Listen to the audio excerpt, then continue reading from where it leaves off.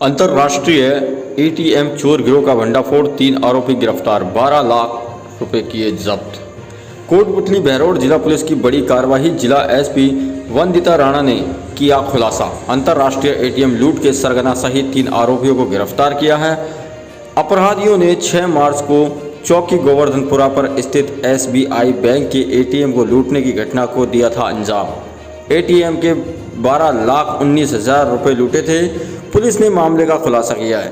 Police ने अपराधियों से 14,79,000 रुपये, 3 लग्जरी वाहन, देसी कट्टा, घटना को अंजाम देने के लिए उपयोग में आने वाले औजार और गैस सिलेंडर को जब्त किया है।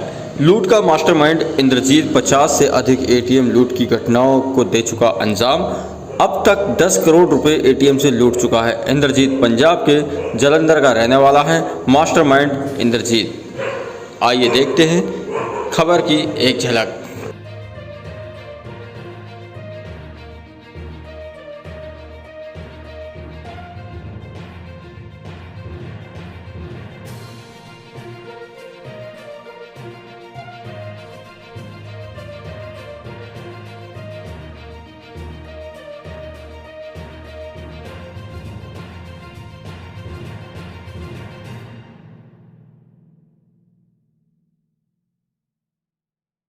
ये 6 मार्च 2024 को अपने सरून थाना क्षेत्र के अंदर एसबीआई के एक एटीएम में चोरी की वारदात हुई थी। एटीएम को गैस कटर के द्वारा काटकर और उसमें से पैसे निकाल कर लेके गए।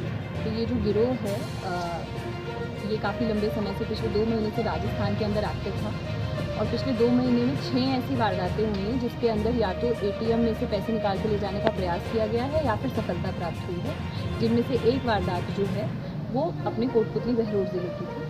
इसके अंदर ज़िला पुलिस को इसमें सफलता मिली है और सफलता मिलने पर 3 अभियुक्तों को इसमें गिरफ्तार किया गया है, जिनमें से इनका जो सरगना है जिसका नाम इंद्रजीत है वो पंजाब का रहने वाला है।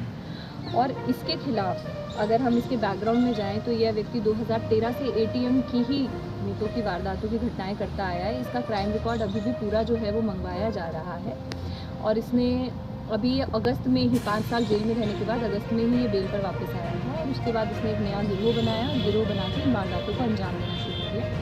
इसके लिए जो हमारी पूरी टीम थी, जिसके अंदर एडिशनल एसपी साहब सीओ साहब के निर्देशन में एसएचओ प्रागपुरा, हमारी डीएसटी टीम, विशेष रूप से मैं मेंशन करना चाहूँगी हमारी क्यूआरटी के कांस्टेबल मनोज, जिनका बहुत विशेष योगदान रहा।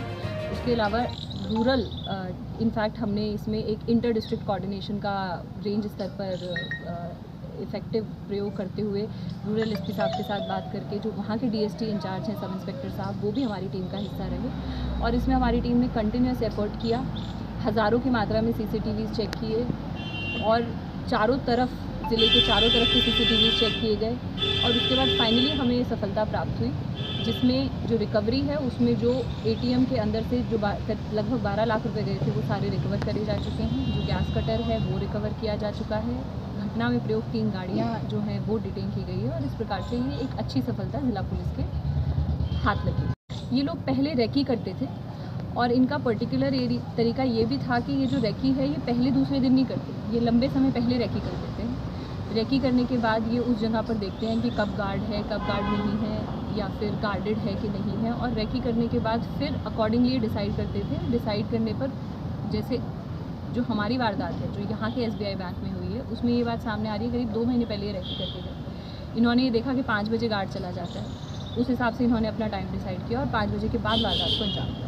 मैम, जो अभी जो केस कलेक्ट हुआ है इन 3 वारदातों में, तो क्योंकि आचार संहिता जारी है तो इन्होंने कहाँ खर्चा किया है और कितना कैश बरामद हुआ है? जैसे कि मैंने कहा कि अपनी जो वारदात है जो यहाँ कोटपुतली बहरोड के 12 लाख रुपए, लगभग 14 लाख रुपए इनसे रिकवर हुए हैं और बाकी जो थोड़ा बहुत पैसा इन्होंने खर्च किया है वो कहाँ खर्च किया है वो भी तफ्तीश का विषय है, अनुसंधान में स्पष्ट किया जाए। कितने आरोपियों की पहचान अभी हुई है जैसे और पूछताछ में खुलासा हुआ है? 3 लोगों को गिरफ्तार किया गया है, जिनमें एक तो ड्राइवर है, एक उनके सह अभियुक्त जो पूरी प्लानिंग में साथ था और इसके अलावा एक और अभियुक्त को नामजद किया गया है जो जोधपुर का रहने वाला है, जिसको गिरफ्तारी के प्रयास जारी है और उसको भी जल्दी गिरफ्तार कर लिया जाए।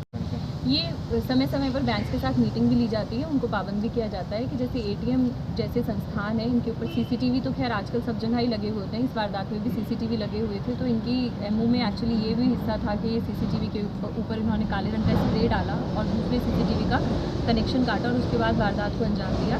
इसके अलावा गार्ड भी रखने के लिए बैंक्स को पाबंद किया जाता है, या जो ये प्राइवेट कंपनीज होती हैं जो एटीएम चलाते हैं उनको भी पाबंद किया जाता है। कभी कभी इनकी पूरी तरीके से अनुपालना नहीं हो पाती है, लेकिन इसमें कोऑर्डिनेशन करके और ज़्यादा से ज़्यादा अनुपालना करके ये सुरक्षा की दृष्टि से महत्वपूर्ण संस्थान होते हैं, ये करने की लगातार प्रयास करते रहे जाएंगे। चुनाव को ध्यान में रखते हुए तो विशेष रूप से अगर अपन देखें तो समय समय पर नाकाबंदी भी करते रहते हैं। Inter state border, inter district border, हमारे बॉर्डर पर नाके जो है वो हमारे ऑलरेडी चल रहे हैं और गश्त जो है वो बहुत इंटेंसिवली चल रही है। आज की तारीख में SST FST जो है वो भी एक्टिव हैं ज़िले के अंदर। तो चुनाव की दृष्टि से जो पुलिस है वो पूरी तरीके से सतर्क है और किसी भी प्रकार की इलीगल कार्रवाई करने वाले व्यक्ति के ऊपर सख्त से सख्त कार्रवाई करके ये क्लियर मैसेज देना चाहते हैं कि कोई भी अगर आपराधिक गतिविधियों में संलिप्त होगा तो वो बच नहीं सकेगा और उसके खिलाफ सख्त एक्शन